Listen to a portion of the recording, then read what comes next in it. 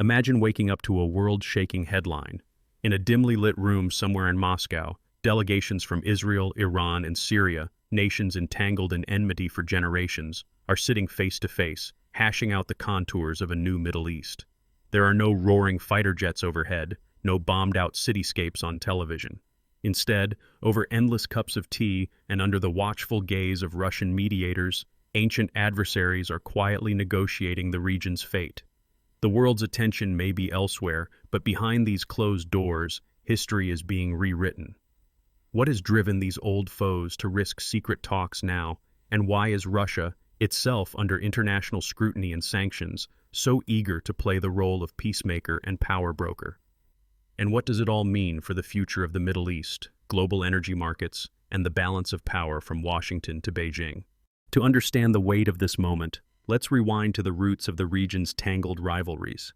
The Middle East, for thousands of years, has been the crossroads of empires and the epicenter of religious, ethnic, and political conflict. In modern times, it has been shaped by a ceaseless struggle for land, water, and influence. The wounds run deep. Israel and Iran have been locked in an ideological and military rivalry since the Islamic Revolution of the late 1970s, which transformed Iran from a monarchy closely aligned with the West to an Islamic republic bitterly opposed to Israel and the United States. Syria, once a formidable player in regional politics, was shattered by the catastrophic civil war that erupted in the spring of 2011, leaving the country fractured, its population decimated, and its sovereignty undermined by a patchwork of foreign armies and militias.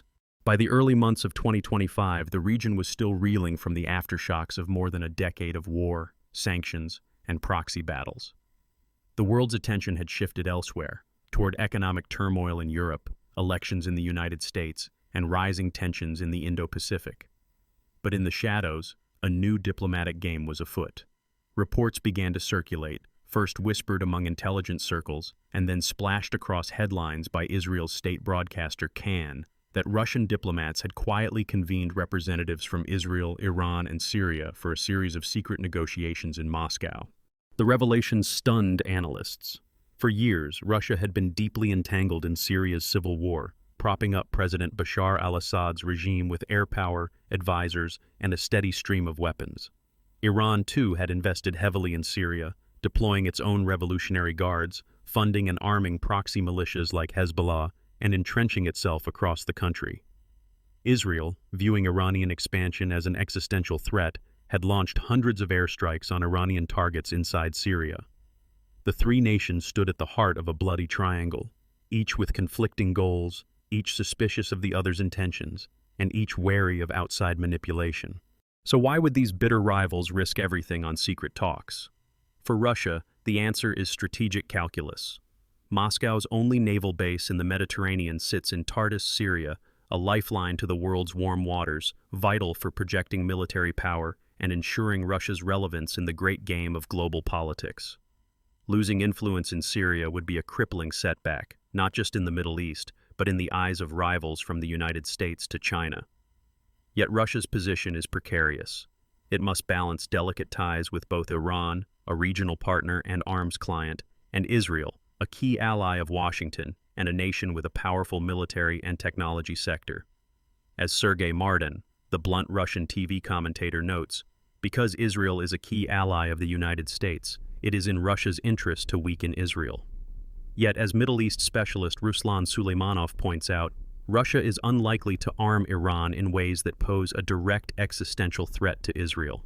It is a diplomatic high-wire act, with Moscow seeking to extract maximum leverage from its mediating role. Iran's motivations are equally complex. The Islamic Republic's leadership is determined to preserve its network of proxies, maintain a corridor of influence stretching from Tehran to Beirut, and safeguard the Assad regime as a bulwark against Sunni rivals and Western intervention. The specter of Israeli airstrikes and covert sabotage looms large in Iranian strategic thinking.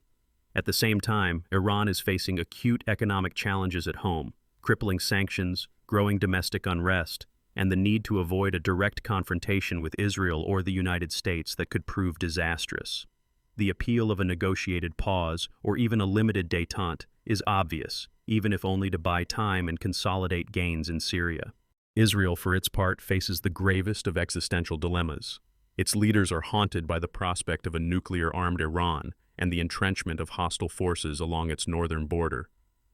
The Golan Heights, seized from Syria during the Six-Day War of 1967 and later annexed, remains a flashpoint, a strategic plateau overlooking northern Israel, coveted by Damascus, and a potential launching pad for Iranian-backed attacks.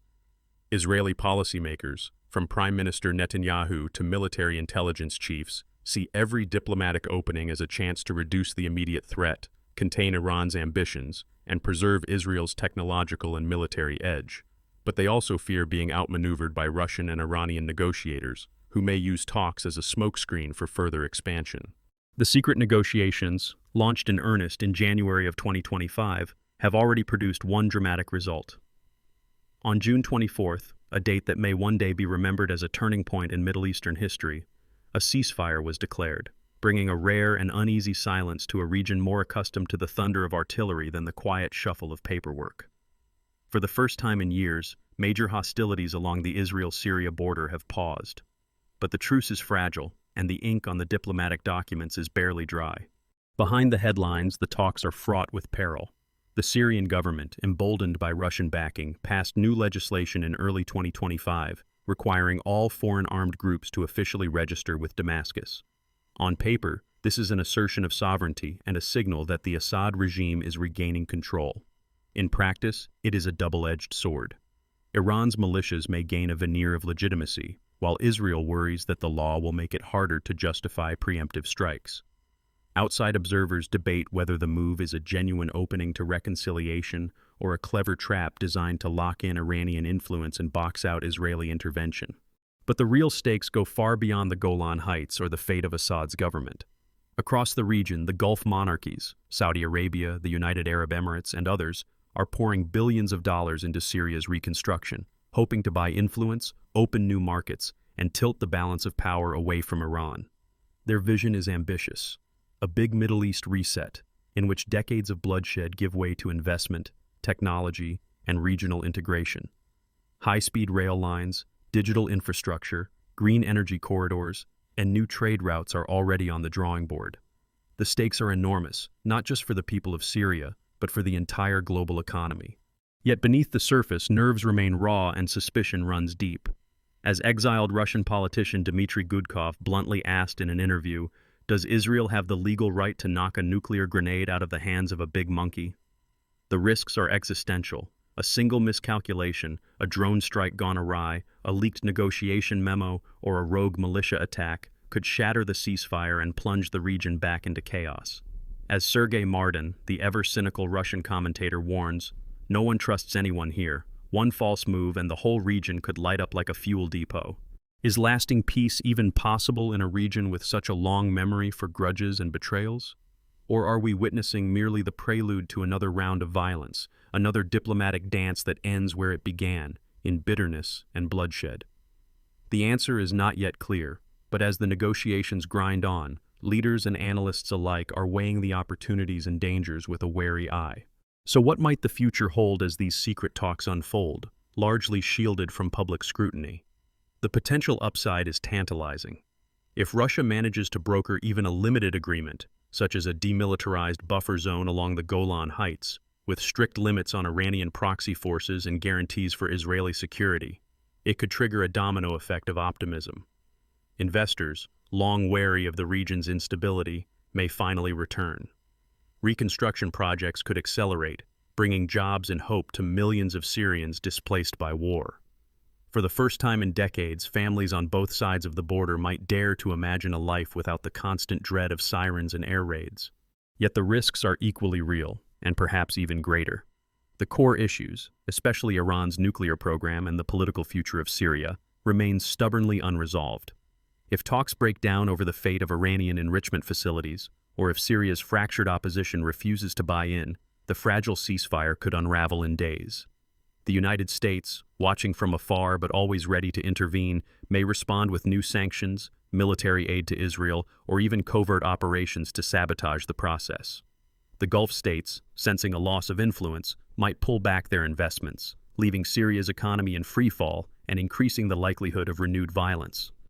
At the same time, the opportunities for a historic breakthrough should not be underestimated. The Middle East is home to over 500 million people, immense natural resources, and some of the world's fastest-growing populations. If even a limited peace holds, the economic dividends could be enormous. The World Bank has estimated that a stable and rebuilt Syria alone could generate tens of billions of dollars in economic activity, create millions of jobs, and serve as a hub for trade between Europe, Asia, and Africa. The Gulf states, eager to diversify their economies away from oil, see Syria as a gateway to new markets and a testing ground for digital and green technologies. For policymakers and analysts, the ongoing negotiations offer a masterclass in realpolitik, a reminder that in international affairs, ideals often take a back seat to cold calculation and the relentless pursuit of leverage. Every concession is weighed against a dozen risks, and trust is a rare commodity. As Ruslan Suleymanov, the respected Middle East analyst, notes, in this region, peace is never final, only rented, never owned. But what about ordinary people, citizens, investors, students, and families far from the corridors of power? What lessons can we draw from this high-stakes chess match? Second, for those watching global financial markets or considering investments in emerging economies, understanding these negotiations is not just an academic exercise. A breakthrough could open the floodgates to Gulf capital, rebuilding cities, factories, and infrastructure. New trade routes, by rail, road, and fiber optic cable, could reshape the map of Eurasia. But a collapse could trigger oil price spikes, supply chain disruptions, and a new wave of refugee flows that would test the resilience of neighboring countries and Europe alike. Third, for students and analysts of diplomacy, these talks are a vivid case study in the delicate art of negotiation. The most important breakthroughs often happen far from the cameras, hammered out by mid-level intelligence officers, technical experts, and business envoys meeting quietly in neutral European capitals. The devil is in the details. Verification mechanisms, arms control protocols, cross-border investment guarantees, and the choreography of prisoner releases. These technicalities may sound dull, but they are the nuts and bolts that can make or break peace. The shadow of history looms over every step. The Middle East has seen grand bargains before. Think of the Camp David Accords between Egypt and Israel in 1978, which ended decades of war but left the Palestinian question unresolved. Or the Oslo Accords of the 1990s, which promised a new dawn but ultimately faltered in the face of mistrust and violence. Each round of hope has been followed by bitter disappointment, yet the possibility of a new chapter remains. What, then, is Russia's real game? For President Putin and his advisors, the prize is not just the prestige of brokering a deal, but the consolidation of Russian influence at a time when the West is distracted and divided. By positioning itself as the indispensable mediator, Russia aims to secure its military presence, lock in arms contracts, and ensure that no regional order can emerge without Moscow's blessing. But as many experts caution, Russia's ambitions are constrained by its own economic challenges, military overreach, and the risk of being drawn too deeply into local disputes. Could Moscow really deliver a breakthrough? The answer, say most analysts, is a qualified maybe. Russia's leverage is significant but not unlimited. Any agreement will be fragile, constantly tested by rivalries, spoilers, and outside interference. Moscow's real goal is not a grand, comprehensive peace, but a managed stalemate, an arrangement that preserves its influence, prevents a wider regional war, and buys time for all parties to regroup. Still, even incremental progress matters. A partial de-escalation, a temporary buffer zone, or a freeze on certain types of weapons transfers could save thousands of lives and prevent new waves of displacement. For the millions of Syrians still living in limbo, many of them children who have known only war, any respite is precious. As the world watches these secret talks with a mix of hope and skepticism, it is worth remembering that the future is not written in stone. The choices made in Moscow, Tehran, Jerusalem, and Damascus will ripple outwards, shaping the destinies of families, economies, and entire nations. For now, much of the real work is happening far from the cameras. While presidents and foreign ministers pose for handshakes and photo ops, the heavy lifting falls to teams of negotiators, intelligence operatives, and business envoys, often meeting in the back rooms of Vienna, Geneva, or Berlin. They are the unsung architects of peace, drafting the technical protocols, security arrangements, and investment frameworks that could bring the region back from the brink. So what can you, as a global citizen, do? Stay informed, keep a critical eye on headlines, and remember that behind every diplomatic breakthrough are years of painstaking effort and compromise.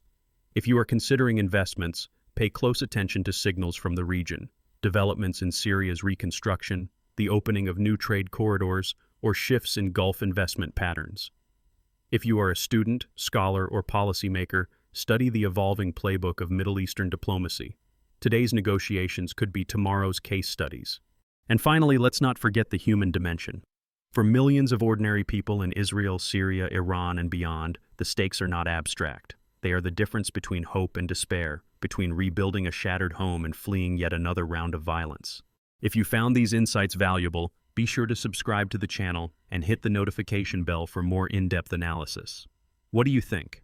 Can an outside power like Russia truly change the course of history in the Middle East?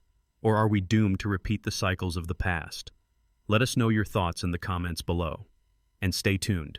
In our next video, we will uncover how energy pipelines, digital infrastructure, and emerging technologies are quietly